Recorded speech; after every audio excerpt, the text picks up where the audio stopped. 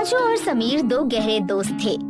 दोनों का बचपन एक ही गांव में बीता था, हरिपुर, जहाँ की मिट्टी में रिश्तों की सौंधी खुशबू थी। वो दोनों साथ में पेड़ों पर चढ़ते, तालाब में तैरते और एक ही स्कूल में पढ़ते थे। लेकिन समय के साथ समीर के पिता को शहर में नौकरी मिल गई और समीर को परिवार के साथ गांव छोड़कर जाना पड़ा। मुझे यकीन नहीं हो रहा कि तुम मुझे छोड़कर शहर जा रहे हो मेरे दोस्त। किसने कहा कि तुम्हें छोड़कर जा रहा हूँ? मैं तो बस आगे की पढ़ाई के लिए कुछ दिनों के लिए तुमसे और हमारे इस गांव से दूर जा रहा हूँ। लेकिन याद रखना कि मैं पढ़ाई करके फिर यहीं वापस आऊंगा। मुझे कॉल करते रहना, ठीक है? हाँ, टेंशन मत लेना, मैं तुमसे हर बात शेयर करूंगा। समीर की बात सुनकर राजू के चेहरे पर एक मुस्कान नजर आई और उसने खुशी खुशी अपने सच्चे दोस्त को विदा कर दिया। और देखते देखते सब बदल गया। शहर जाकर समीर और राजू के बीच दूरियां बढ़ने लगी। राजू यहाँ अपनी माँ और बाबा को खेती में मदद करता, वहीं दूसरी ओर समीर अब नए दोस्तों के साथ घूमता फिरता था। उसे धीरे धीरे शहर जचने लगा था। वहाँ की ऊंची इमारतें, गाड़ियाँ, मॉल, बड़े बड़े थिएटर्स ने समीर को मोहित कर दिया था और अब वो कहीं ना कहीं राजू को भूलने लगा था, जिससे राजू नाराज रहने लगा। क्या हुआ? तुम इतने शांत क्यों हो? कुछ नहीं पापा, वो मैं समीर के कॉल का इंतजार कर रहा हूँ, लेकिन बहुत देर हो गई, उसका कॉल ही नहीं आया। मैंने भी कॉल किया था, लेकिन उसने कॉल उठाया ही नहीं। हो सकता है वो किसी काम में फंस गया हो। राजू की मायूसी उसके चेहरे पर झलक रही थी, लेकिन वो कुछ नहीं कर सकता था। आखिर 4 दिन बाद समीर का कॉल आ ही गया और राजू खुश हो गया। हेलो समीर यार, तू कहाँ है? कितने कॉल किए तुझे और मैसेज भी किया था, लेकिन तू है कि किसी का जवाब ही नहीं देता। हाँ यार, मुझे माफ कर दे। मैं और मेरे दोस्त यहाँ के बड़े वाटर पार्क गए थे छुट्टियां मनाने। क्या वाटर पार्क? लेकिन समीर, मैंने तो सुना था कि वहाँ जाने के लिए बहुत पैसे लगते हैं, तो तुम वहाँ कैसे गए?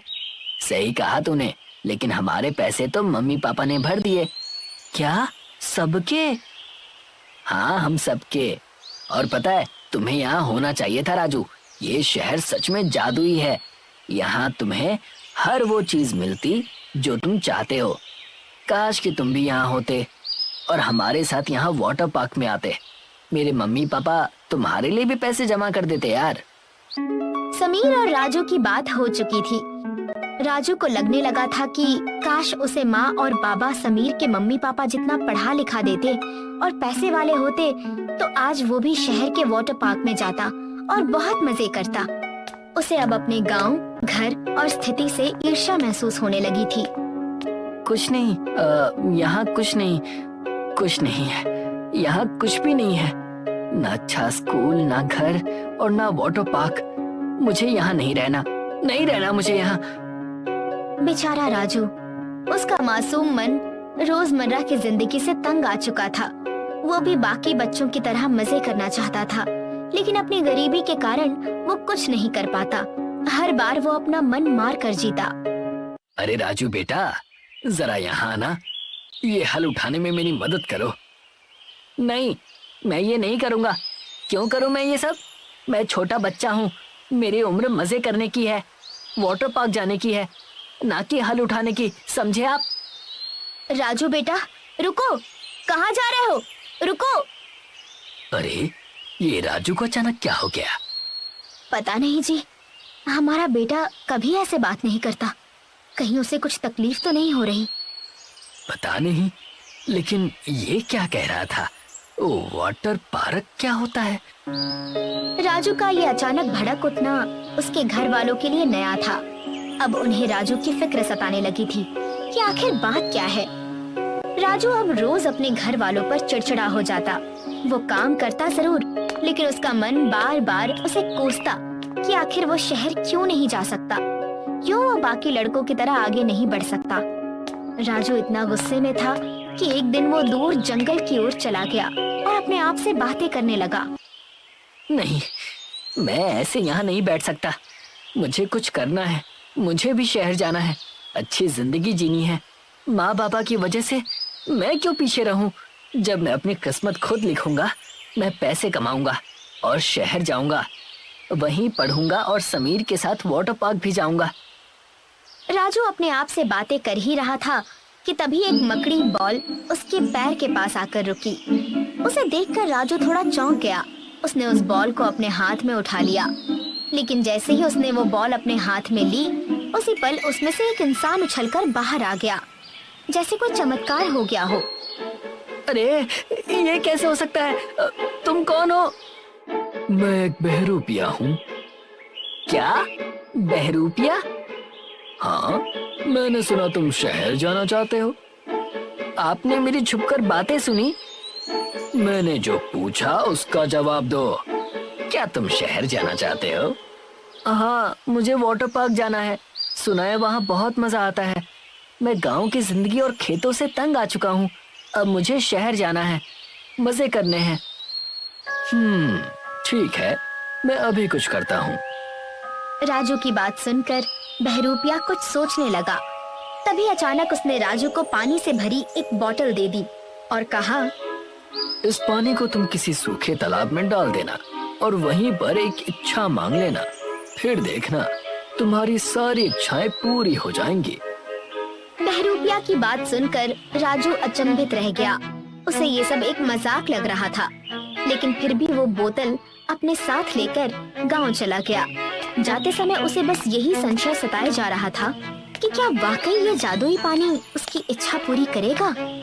गांव में पहुंचते ही राजू ने गांव के पास वाले तालाब में वो जादुई पानी डाल दिया और अपनी एक इच्छा मांग ली। लेकिन अजीब बात हुई, उस जादुई पानी से कुछ भी नहीं हुआ। राजू और भी निराश हो गया। हाँ, सब झूठे हैं, सब मुझसे झूठ बोलते हैं। राजू गुस्से से घर चला गया और चुपचाप खाना खाकर सो गया। लेकिन उसे पता नहीं था कि आने वाला दिन उसके जीवन को हमेशा के लिए बदल देने वाला है। अगले दिन राजू हड़बड़ी में जाग गया। उसे बच्चों की आवाजें सुनाई दे रही थी। उसने जैसे ही बाहर जाकर देखा, उसकी आंखें हैरानी से फटी की फटी रह गईं। पूरा गांव वाटर पार्क में बदल चुका था। बच्चे उसमें खेल रहे थे, हंस रहे थे और मजे कर रहे थे। ये वाटर पार्क, ये माँ पापा देखिए ना, कितना मजा आ रहा है। राजू को खुश देखकर उसके माँ बाबा भी प्रसन्न हो गए। वे और पूरा गांव सभी बच्चों के साथ मिलकर खेलने लगे। उस दिन जैसे पूरा गांव अपनी सारी परेशानियां भूल गया था। हाय रे, ये तो बहुत ही मजेदार है जी। सही कहा तुमने। सब कुछ ठीक चल रहा था, लेकिन तभी अचानक वाटर पार्क का पानी बढ़ने लगा और धीरे धीरे सारे गांव वाले उसमें डूबने लगे। अरे अरे, ये क्या हो रहा है? मुझे तो तैरना भी नहीं आता। अरे रे, ये सब क्या हो रहा है? अब वो जादुई वाटर पार्क एक भयानक रूप ले चुका था। सारे गांव वाले और बच्चे एक एक करके डूबने लगे। नहीं, ऐसा नहीं हो सकता। माँ, पापा। बेचारा राजू डर के मारे अपनी माँ और अपने बाबा को बचाने की कोशिश करने लगा, लेकिन पानी की बढ़ती गहराई के कारण वो उन्हें बचा नहीं पा रहा था। माँ, माँ, डरो मत, डरो मत। पापा, आप भी मेरा हाथ मत छोड़िएगा। राजू, राजू बेटा, तुम हमें छोड़ दो, खुद को बचा लो, हमें छोड़ दो बेटा। नहीं माँ, आप हार मत मानिए, मैं हूँ ना। नहीं बेटा, पानी बढ़ता जा रहा है, हमारा जीवन अब समाप्त होने वाला है। अब तुम्हारी बारी है, तुम खुद की जान बचा लो। माँ बाबा की ये बात सुनकर राजू की आंखों में आंसू आ गए।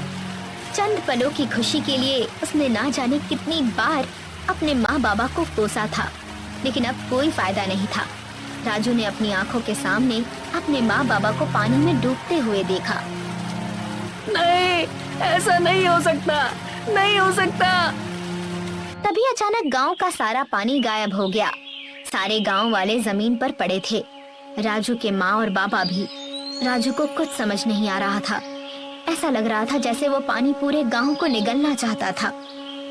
ये सब मेरी गलती है, मेरी वजह से ये सब हुआ। मैंने चंद पलों की खुशी के लिए सब कुछ बर्बाद कर दिया। मुझे उस बहरूपिये की बात सुननी ही नहीं चाहिए थी। हे भगवान, मुझे मेरे माँ पापा लौटा दीजिए, मुझे मेरा गांव लौटा दीजिए। मुझे शहर नहीं जाना, मुझे मेरा गांव ही सबसे प्यारा है। राजू भगवान का नाम लेकर गिड़गिड़ाने लगा। पश्चाताप से वो भीतर तक टूट चुका था। तभी आकाशवाणी हुई। आखिरकार तुम्हें अपनी गलती का एहसास हो ही गया। मेरा काम पूरा हुआ। मतलब कौन है आप? मैं वही हूँ जिसने तुम्हें वो जादुई पानी दिया था। लेकिन आपने मेरे साथ ऐसा क्यों किया? ताकि तुम्हें अपने माँ पापा और गांव की असली कीमत समझ आए। चंद पलों की खुशी के लिए तुम अपनी जिंदगी उजाड़ने चले थे, इसीलिए मैंने ये सब किया। अब मुझे अपनी गलती समझ में आ गई है। अब कृपया मुझे मेरा सब कुछ लौटा दीजिए। राजू की बात सुनकर बहरूपिया समझ गया कि अब राजू सच में बदल चुका है। तभी अचानक आकाश में बिजली चमकने लगी। एक तेज रोशनी चारों ओर फैल गई और एक चमत्कार हुआ। सभी गांव वालों को होश आ गया और सबको जीवन दान मिल गया। माँ, पापा, आप दोनों को कुछ नहीं हुआ, आप ठीक हैं? हाँ मेरे बच्चे। राजू ने खुशी से अपनी माँ और अपने बाबा को गले से लगा लिया।